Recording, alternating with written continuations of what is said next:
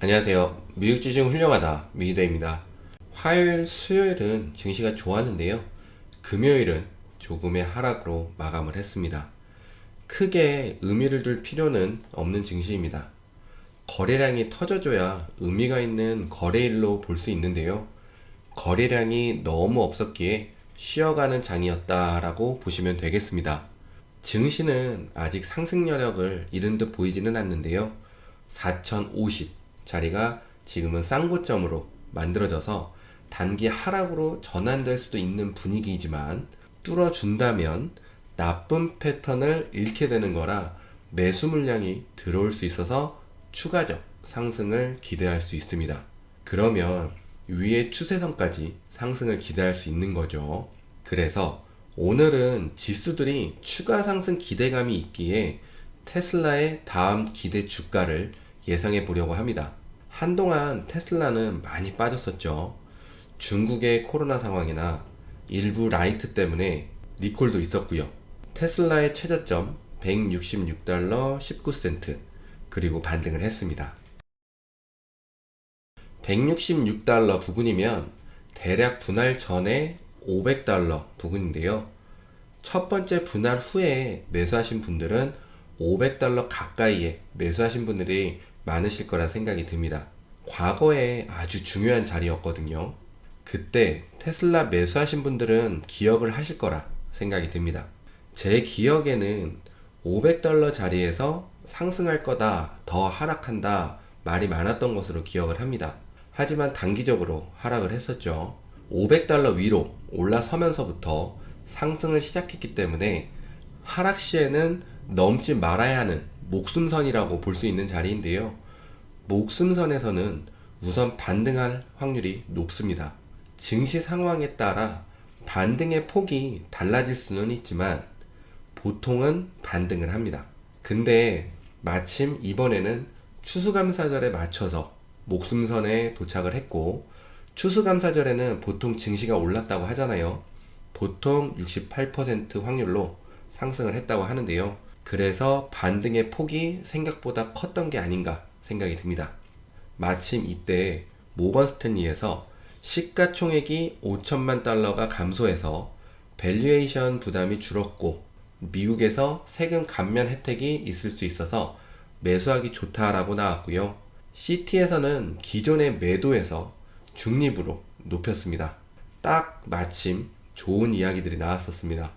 이번에 상승으로 저의 매수 전략이었던 180, 176짜리까지 금방 올라 주었고요. 이런 부분은 주가에는 흐름이 있고 주가가 어떻게 형성이 되는지 파악하시면 좋은 매수 자리를 알 수 있습니다. 좋은 매수 자리는 추가 하락이 나와도 반등하면 금방 올라오는 자리인데요. 하락장에 마이너스를 크게 안 보면서 운용을 하는 방법을 사용하고 있습니다. 전에 매수했던 부근은 200 부근, 이게 추가 반등이 나오면 195에서 200까지 상승을 기대하고 있습니다. 개인적인 매수 방법이지만 다시 갈지 안 갈지는 모르지만 166 부근 생각해 두시면 좋겠고요. 166 부근은 중요한 부근이기도 하고 테슬라의 종목은 증시를 리드하기도 하기 때문에 테슬라의 하락 시 증시의 하락도 예상할 수 있습니다. 연준들의 발언이 이어지고 있는데요. 메리 데일리는 금융 환경이 긴축된 금리보다 더 금리 인상이 된 것처럼 반응을 했다고 했습니다. 대차대조표 축소와 금리 인상에 대한 제시된 부분 때문에 그렇게 올라간 것처럼 증시가 반응을 했다는 식으로 이야기를 했는데요. 지나친 긴축으로 경제 문제를 만들면 안 된다고 하면서도 12월에 0.75를 배제할 수는 없다 라고 했습니다. 라파엘 보스틱은 연착륙을 위해서 속도를 늦추는 것을 선호한다고 했고요. 로레타 메스터는 속도 조절을 이야기하면서 내년도에 물가는 조금 내려갈 것으로 예상한다는 식으로 이야기를 했습니다. 그리고 CPI가 잘 나오면서 향후에 인상폭을 줄일 수 있다라고 하기도 했습니다. 로레타 메스터는 이번에 투표권이 있습니다. 뉴스를 보면 보통 연준의 이야기들로 증시가 올랐다, 내렸다는 이야기가 대부분인 요즘입니다. 당연히 발언들로 증시에 바로바로 영향을 주니 중요할 수 있는 부분이지만 연준에서 지금 당장 증시의 방향성을 상승 추세로 변화시킬 수는 없는 거거든요. 증시가 상승으로 방향성을 잡는 건 경제와 기업들의 실적이기 때문에 저는 매 분기 실적에 더 관심을 가지려고 하고 있습니다. 그리고 0.5인지 0.75인지 역시도 증시에 바로바로 영향을 주기 때문에 중요한 부분일 거라 생각할 수 있지만요. 중요한 부분은 금리 인상을 왜 하는지, 만약 향후 금리 조절이나 금리 인하를 하면 왜 그렇게 결정을 하게 됐는지가 더 중요합니다. 이번 연준 의사록에서 금리 조절이 언급되었는데요. 연준에서는 아닌 척 하지만 경기 침체를 걱정하는 분위기인 듯 하다는 이야기가 있었습니다. 작년에 제가 말씀드렸던 게 금리 인상을 하는 건 경기가 좋기 때문에 하는 건데 인플레이션을 잡기 위한 금리 인상은 증시에 악영향을 줄 것이다 라고 말씀을 드렸습니다. 금리 인상의 속도를 낼 때쯤 경기 침체로 갈 수 있다고 이야기하니 파월은 고용과 소비 모든 것이 좋다고 하면서 경기가 좋다는 부분으로 금리를 올릴 명분을 만들었었죠. 그러니까 파월은 인플레이션을 잡기 위함도 있지만 경기가 좋아서 금리를 올리는 것이다 라는 것으로 눈을 돌리려고 했었는데 인플레이션이 너무 높았기에 인플레이션을 잡기 위함 쪽에 더 쏠리면서 증시가 하락적으로 반응을 했던 거죠. 그리고 금리 인하 이야기도 나오고 있는데요. 금리 인하를 지금 이야기할 수 없는 부분은 인플레이션이 전혀 잡히는 모습이 나오지 않는데 금리 인하를 한다면 경기 침체가 있을 것이라는 것을 인정하게 되는 부분이 될 수 있습니다. 그럼 증시에는 또 악영향을 줄 수 있겠죠.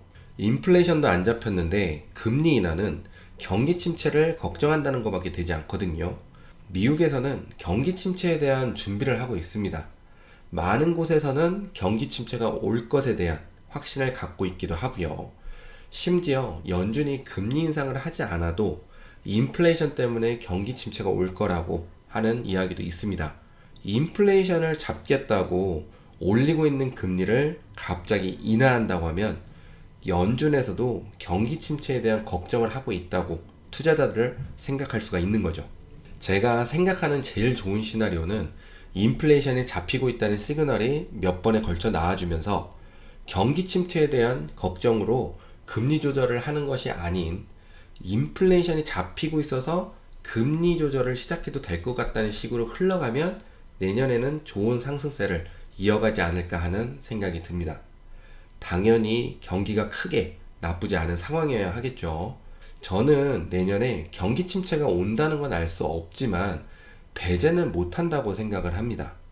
하지만 깊지 않을 것으로 생각하고 있고요.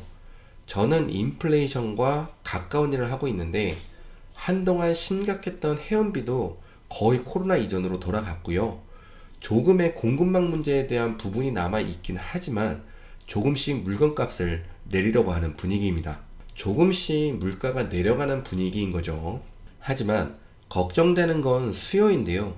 수요가 생각보다 많이 줄어드는 분위기라서 저는 경기 침체라는 것을 생각하는 건데 물건값이 내려가면 수요는 다시 살아날 것으로 예상하기 때문에 깊지 않은 경기 침체일 거라 생각하고 있고 증시는 기업의 실적만 따라와 준다면 내년에는 증시가 좋을 수도 있다 기대할 수 있는 부분입니다. 곧 12월입니다. 내년까지 한 달도 안 남았는데 좋게 증시가 마무리되었으면 좋겠습니다. 영상 시청해 주셔서 감사합니다.